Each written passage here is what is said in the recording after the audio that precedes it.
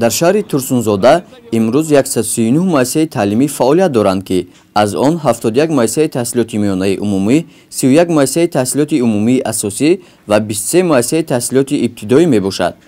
همچنین یک خانه کودکان و 11 کودکستان‌های نزد شعبه معارف و کارخانه واحد دولتی شرکت آلومینی تاجیک به تربیت نسل نورس شغل دارند. حالت آینه‌بندی تیره‌ها و نصب پیچ‌های علاوه در همه صنفخانه‌ها در حالت خوب قرار دارد. لیسه پرزیدنتی به نام ابو عبدالله رودکی برای خوانندگان لیاقتمند شهر ترسونزاده برای گذراندن زمستان پورا آمادگی است. در لیسه پرزیدنتی 24 صنفخانه موجود است که پورا گرمکنک‌های برقی وصل کرده شده است و من باوری کامل دارم زمستان را با سری بلند پس سر می‌نماییم. کالج آموزگاری شهر ترسونزاده برای زمستان گذرانی یعنی پورا آماده است. همه ظاهرها دسترس است و همه کاندیسیونری که و رادیاتورهایی که ما خریداری نمودیم همش کارشایان می باشد.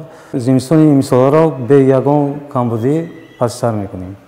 ضمن بازدید از مؤسسه‌های تعلیمی معلوم گشت که خوانندگان در شرایط خوب و مساعد به تعلیم فرا گرفته شدند. این دلیل آن است که اجرای قرار حکومت جمهوری تاجیکستان و مقامات اجرایی حکومت دولتی شهر درباره سریوقت آماده نمودن ساحه‌های اقتصادیات و اجتماعیات برای فعالیت منتظم و ثمره بخش در دوره تیرماه و زمستان سالهای 2021 و 2022 مورد اجرا قرار گرفته است. این سال طبق نقشه شعبه معارف باید در مؤسسه 6 تن انگیش در دوره زمستان گذرانی ذخیره کرده شد. الکی ما ذخیره کردیم هزون باشد این 4 کوب الکی 4 کوب پر از ذخیره شدگی است. شیشه بندی مؤسسه باشد قریب 100% اجرا شدگی است. ما آموزگاران کوشش می‌نماییم که زمستان سال 2021-2022 رو با سربلندی پس سر نماییم.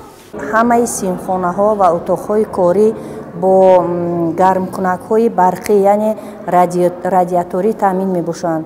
تریزه‌های مؤسسه شیشه بندی کرده شده است. بامی مؤسسه نیز برای دوره زمستان گذرانی پورا تعمیر کرده شده است. ما با باوری کامل گفته می توانیم که دوره زمستان را به یگان کمبودی پس سر می نماییم.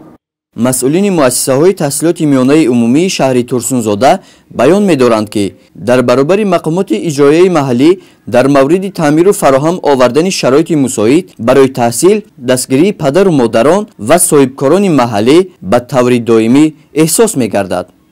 گزارش صاحب نور عبدالرسولов خورشید علیموف از شهر ترسونزاده برای برنامه اطلاعاتی نوید.